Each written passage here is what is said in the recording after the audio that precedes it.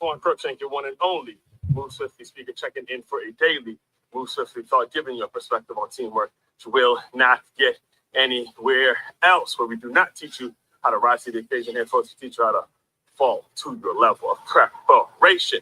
As always, Top 5 Tuesday, Top 5 Tuesday. Before I get to the Top 5 Tuesday, gotta eat it, right? Gotta eat it. My Commanders got that ass spanked again 2 weeks in a row.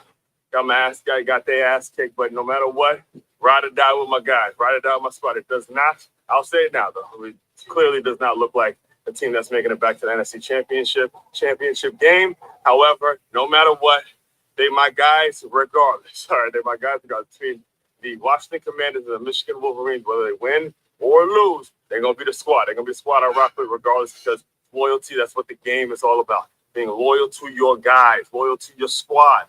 All right, so it happens. It live through some rough seasons with them as it is. So it's just it's what we go through as Commanders, or Redskins fans, Redskins Commanders, whatever you want to call them. It's what we go through. It's what we deal with. All right, it toughens us up. All right, so all that being said, we got a top five. I'm recording this, by the way.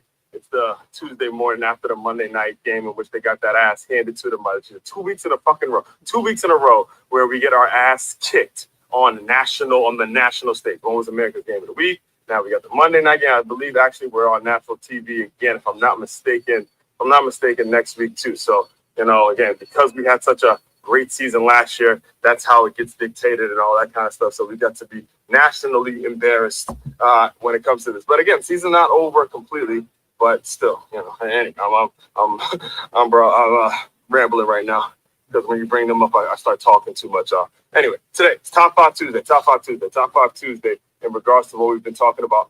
In fact, it actually leans into what the theme is throughout the week, which is we're choosing faith over fear. We're figuring out how to recognize feelings of faith and recognize feelings of fear. So today we're going to break down, I'll do this now and on the live stream, but we're going to break down the top 5 ways to recognize or to move towards a faithful mindset versus a fear-based mindset, all right?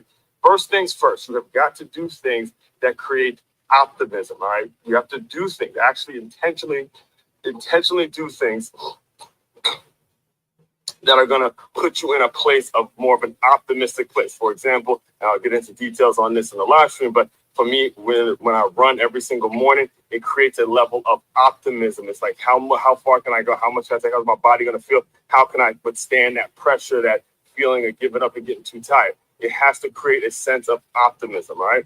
Next thing, so that's number one, it has to create a sense of optimism. Number two, you have to be clear on other people's agenda. This one's difficult, all right? It's difficult to really see it especially when your emotions are tied in to whatever their agenda is. And whatever their agenda is, you have a soft spot for that particular thing. And again, I'll dive deeper into all of this as we jump onto the live stream, right? So has to create a sense of optimism, and you have to be clear on another person's agenda. Next thing you have to do is you have to be careful. This is, again, I've made this mistake for the past 8 months I've been making this mistake, is you have to be very clear on, you have to be very careful, you have to be very careful on what you tell people and how you tell people these things, because when you tell people certain things about yourself, there's an attachment there's a bond and an attachment and a trauma bond that can't actually be broken. All right, so those 3 things. All right, first, let me give you the top 3 before I give you the last 2. But 1, optimism. Number two,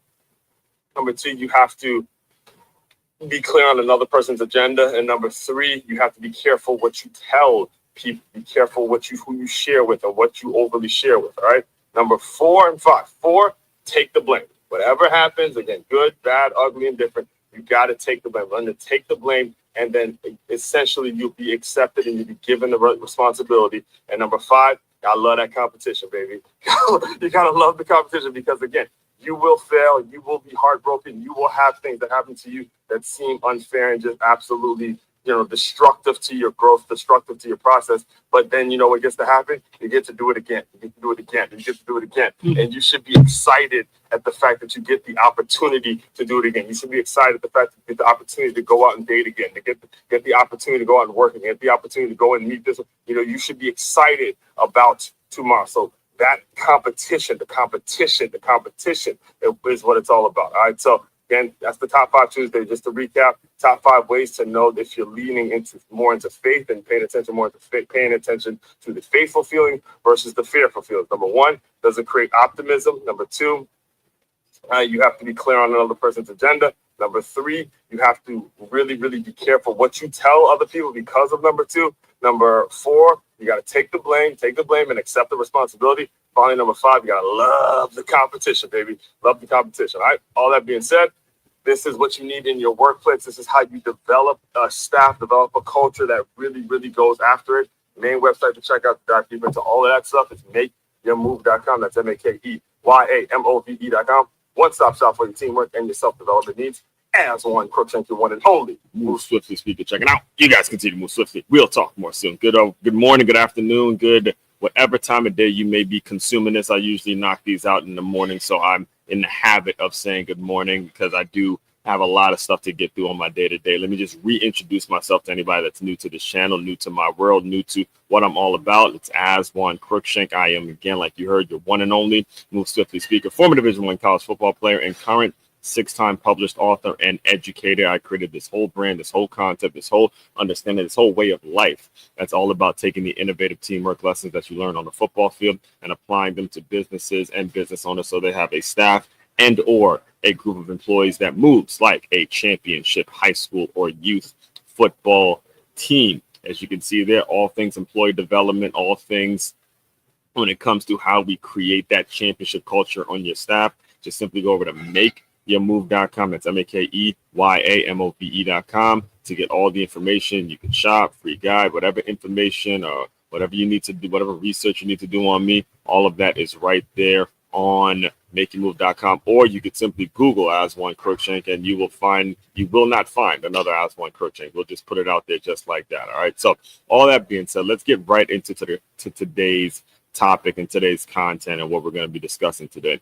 As I express and as I regularly tell you guys, and what I do is I do have my article, my Medium article right there, so we could so I could stay on point when it comes to the things I talk about. But what we do around here is we make sure we operate off of systems. All right. And when you're in business and when you are the person that is going to really play the long game per se, if you're not operating on a system, you're fucked. All right. I'll just tell you right now, if you're not operating on a system base, then when people start coming into your life, especially when it comes to what we're talking about today, this faith and fear concept, you start to find yourself, getting lost and getting trapped in another person's world. Again, speaking from experience, guys, I'm speaking directly from experience, is you start getting yourself lost and trapped in somebody else's world to the point where you have you're putting certain things on hold and you're not doing certain things for yourself because you're so wrapped up in somebody's world. So every single day, regardless, again, and you heard me yesterday when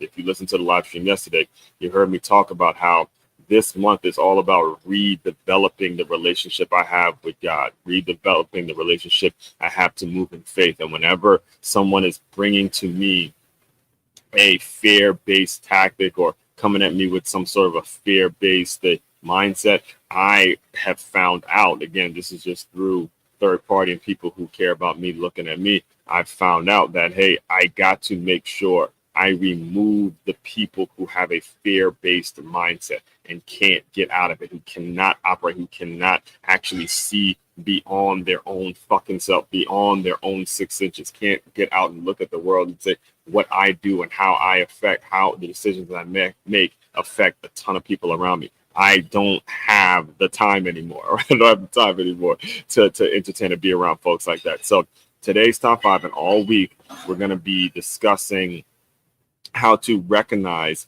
the feelings of faith versus the feelings of fear. And as I expressed to you yesterday, they are going to feel the same. In many ways, they will feel the exact same, the same sort of emotions that come up, whether it's a fear-based thing that's coming up or it's a faith-based thing that's coming up. The key is deciphering it and having a system in place in your mind, a subconscious system to recognize this is fear, get it out of it, move, run, and recognize this is faith and keep moving forward. There's certain intangible things that you have to do to operate from a faith-based place. All right. So all that being said, let's get right into today's article. All right. First things first, top 5 Tuesday, recognizing faith versus fear. As you can see, that one, man, that was a that was a very, very rewarding day for me. I moved us up. For those of you who don't know, I moved to South Florida to work for the Miami Dolphins Foundation, and that was at the Dolphins Cancer Challenge, a 5K that I had ran.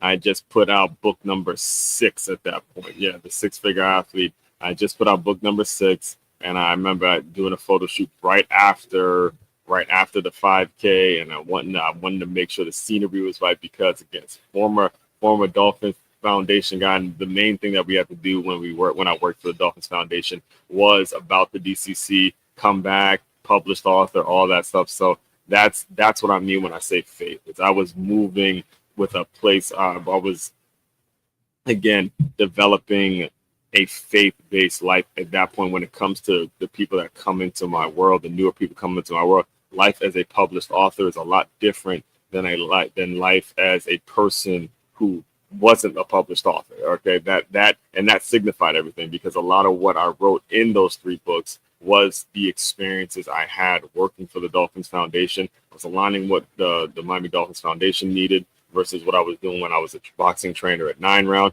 Colliding those 2 worlds is what created those first 3 books. I'll just tell you right now again. And by the way, you can get those on makeyourmove.com. Just simply go to the shop button and you can get all the books that you need. Again, book 6 is going to be about the new thing I'm on, which is how to be a wintrepreneur. So that's why I had to put that image there. So anyway, so if you've been following the Move Swiftly platform, you already know systems are the heartbeat of everything we do. Systems are what keep the content consistent, the message clear, and the energy high. And the system says top Tuesdays are for top 5s. All right. So this week we're breaking down the top 5 ways to recognize when your thoughts are coming from faith or fear. As I mentioned yesterday, you'll never escape either one. You'll deal with both. The question is, which one are you letting drive the wheel? Which one? They're going to feel the same, but which one are you going to let take the wheel towards your actions?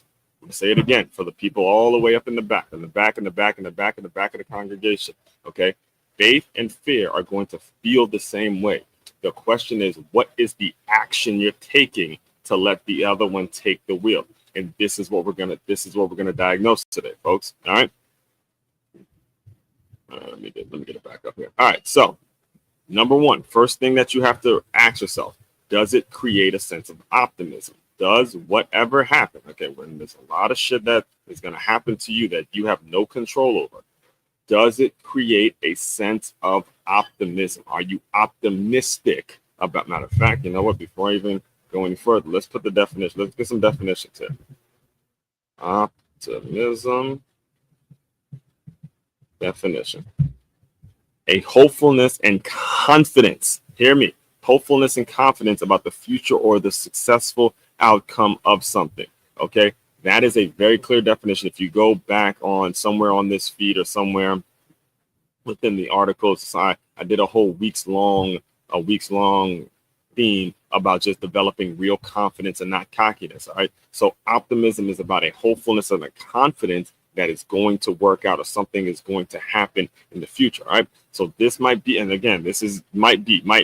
All 5 of them are going to be important today, but this one might be the most important one, because optimism, it takes the work on the inside. It's about what's burning on the inside. That's what optimism is about. It's about what is actually going to be burning up on the inside of you. All right.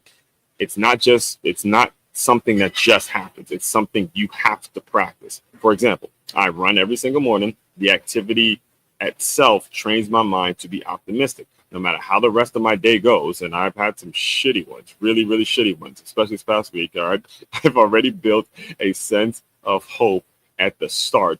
That is my anchor. All right. The start of the day, you have a run, you are optimistically, and your mind is being trained to be optimistic. And whatever goes on in the day, you at least started where it is you need to start. All right.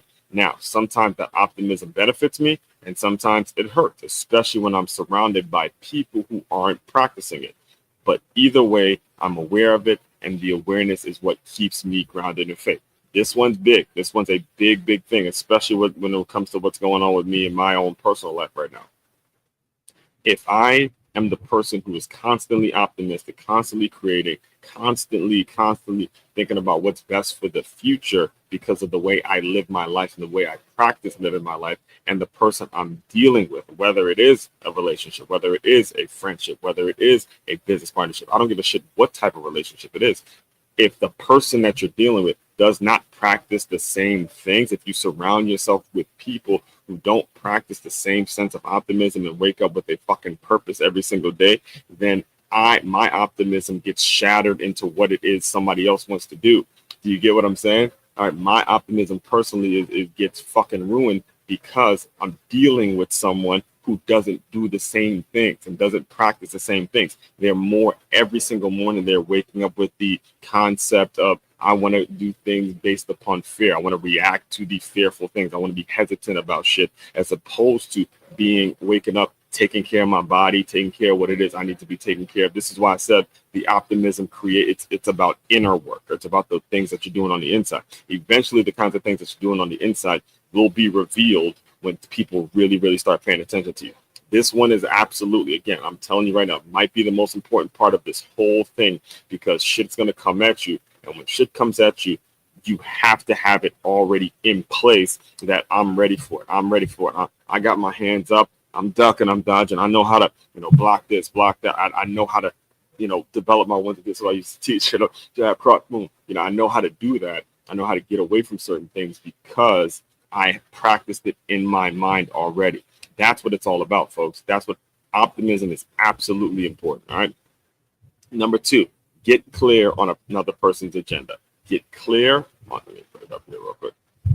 Get clear on the agenda of another individual. All right. This is another thing. A lot of this, again, is deciphering between why a person's making that move, why a person is actually doing. This is where it becomes like a math problem, right?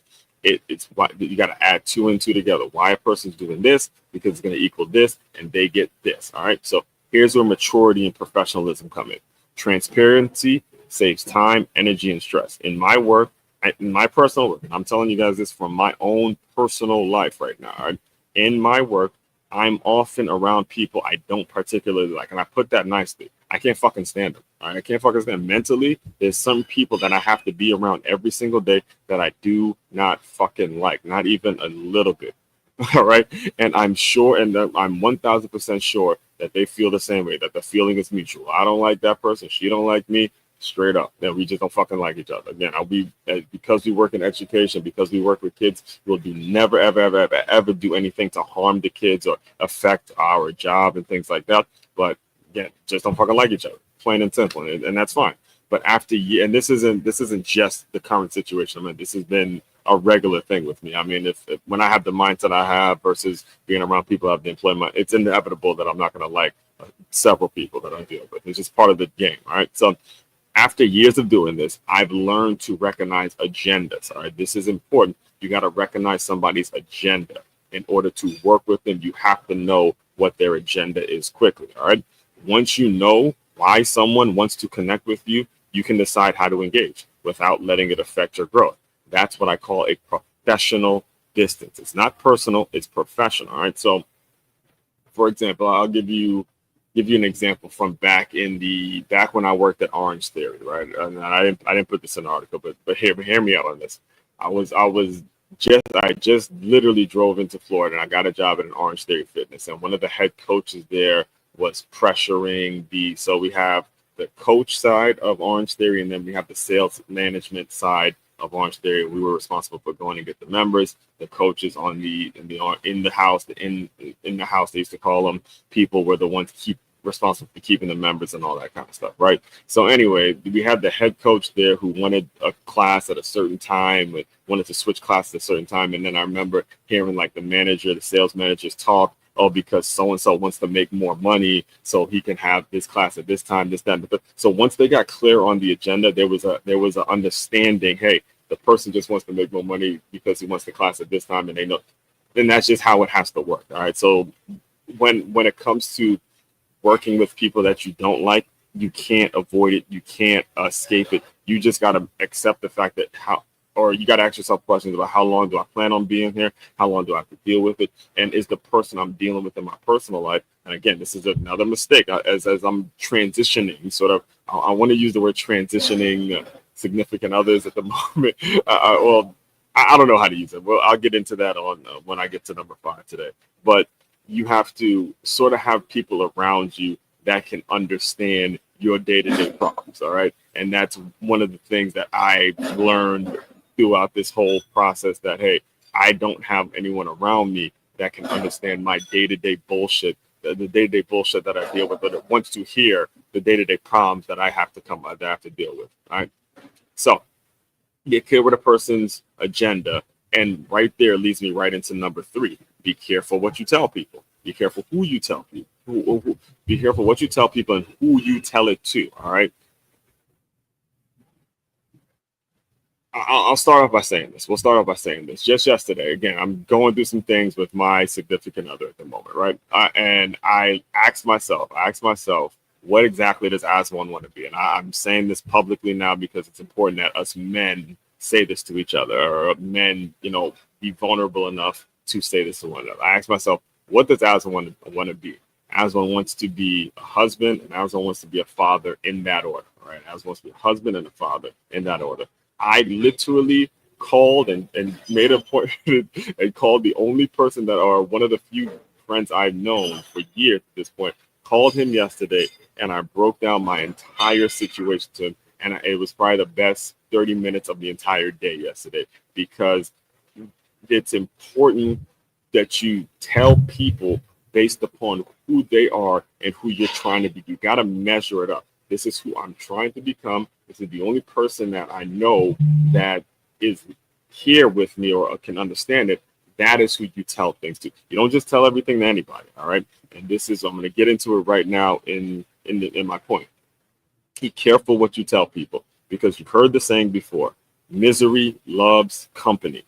Misery loves company. Misery. People want you to be fucking miserable with them. People want you to be miserable with them. They see their problems.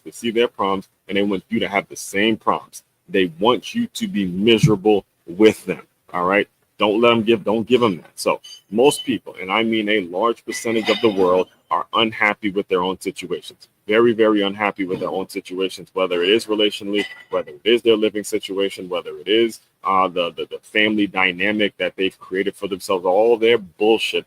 They're really, really unhappy in their personal lives. A lot of people are, all right?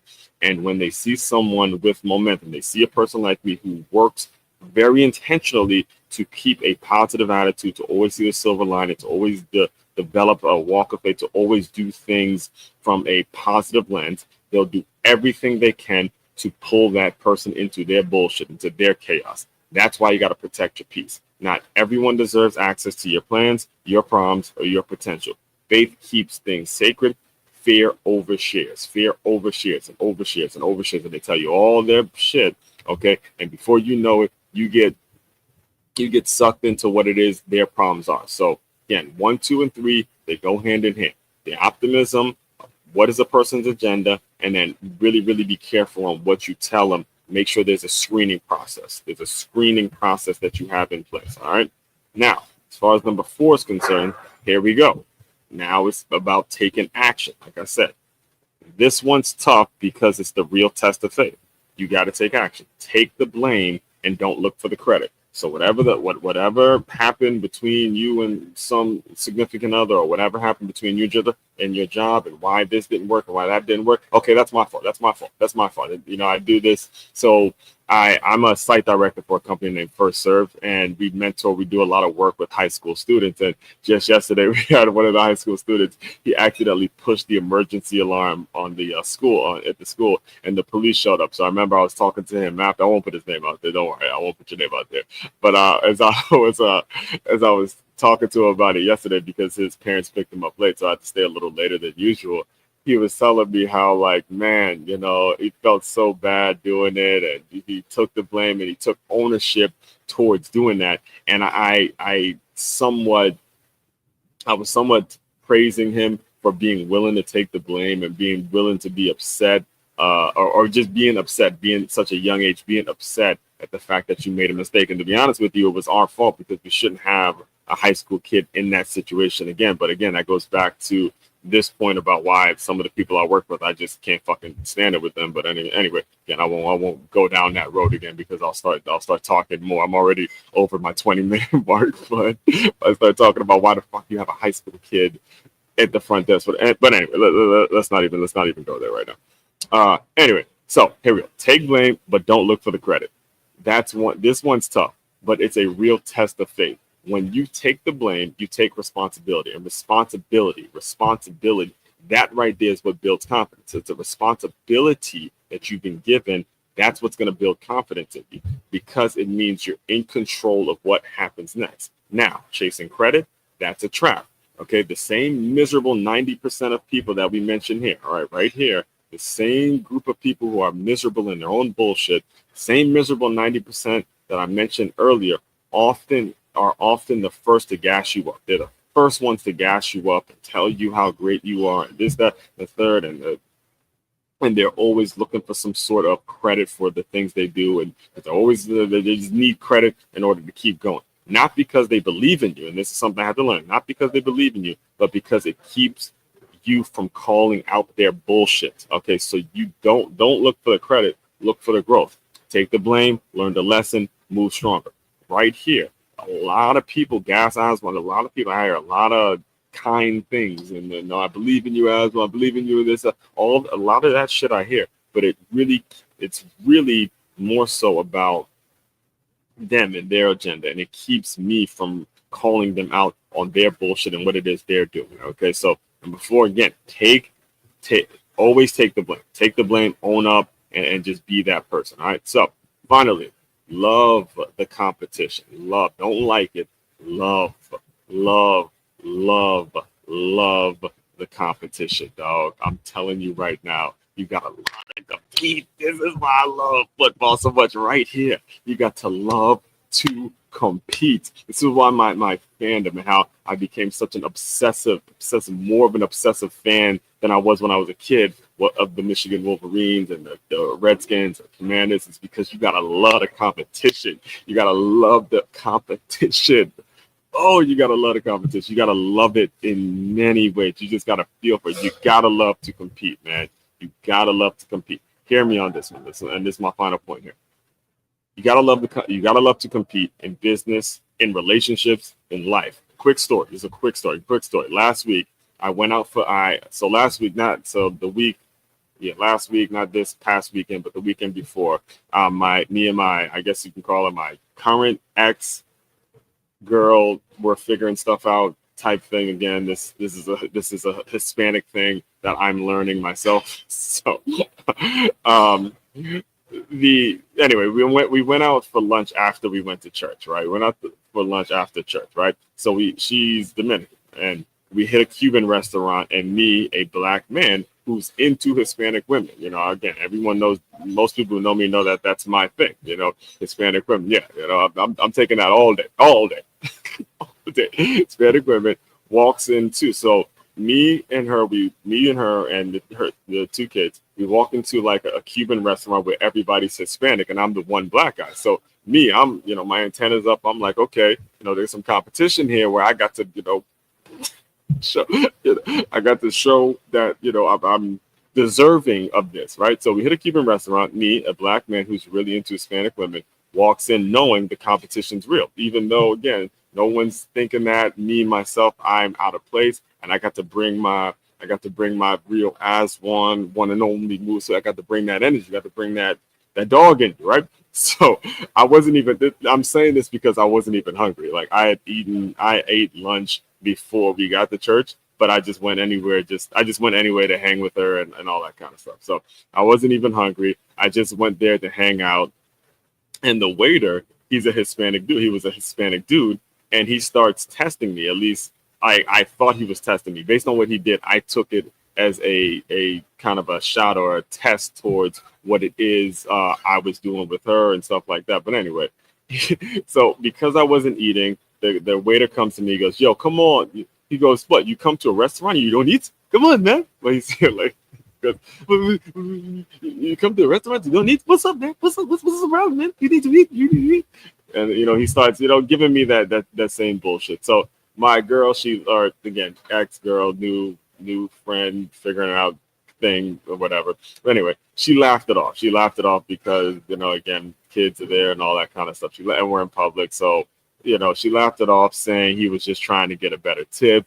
But me, I saw it as a test. Moments later, I paid the bill and went house shopping. Not because I was mad, but because the competition woke me up. So I had already had homes to visit. I had homes to visit later that day. So I had just gone to hang out with them, and then I paid for the meal, and then went to go house shopping and all that kind of stuff. So not because I was mad, but because the competition wakes me up. So it reminds me that faith doesn't shrink under pressure. It sharpens up. It's something. If something ever goes down, I need to be ready to defend what's mine, calmly and confident and faithfully. That's what loving competition is all about. Faith faces it. Fear flees from it. See, fear does the bullshit that she's on, and no, you just try to get a better tip. No. Faith is like, hold up, because if it is a situation later on where, I got to step in and said it like, look, bro, we're not doing that right now. I know, again, I have a relationship with her father and the kids and all that kind of stuff. So I know from the lens of, hey, bro, you can't just let some dude come up and tell you when you're going to eat and all that kind of, nah, fuck that. You got to show you got some dog in you, right? And that's mentality, guys. That's mentality. Having faith is about mentality and just going out and seeking competition, going out and seeking something, going out and actually going after stuff. You know what I'm saying? That's what it's all about. So final thought, in a productive workplace, and I'm bringing this back to what we do around here, which is all things employee development. In a productive workplace or any environment that demands leadership, you need all 5 of these traits. Faith isn't just a belief, it's behavior patterns, and fear isn't just emotion, it's a habit that sneaks in when your system breaks down. Keep your system strong, stay optimistic, and remember, faith isn't the absence of fear, it's moving forward in spite of it. Again, all things employee development, go to makeitmove.com. Just to recap, we have top 5 ways to recognize or to move towards a place of faith and not fear. Optimism, understand the person's agenda, care for what you tell people, take blame, don't look for the credit, take the blame, don't look for the credit, and just love and love and love and love and love and love and love and love and love the competition, right? All that being said, again, main website to check out to dive deeper into all my work. Be sure you like, comment, subscribe, share, all that stuff to anybody that needs to hear this. It's makeyourmove.com. That's makeyaMove.com. One-stop shop for all your teamwork and your self-development needs. Aswand Cruickshank, your one and only Move Swiftly speaker. Checking out. You guys continue to move swiftly. We will talk more soon.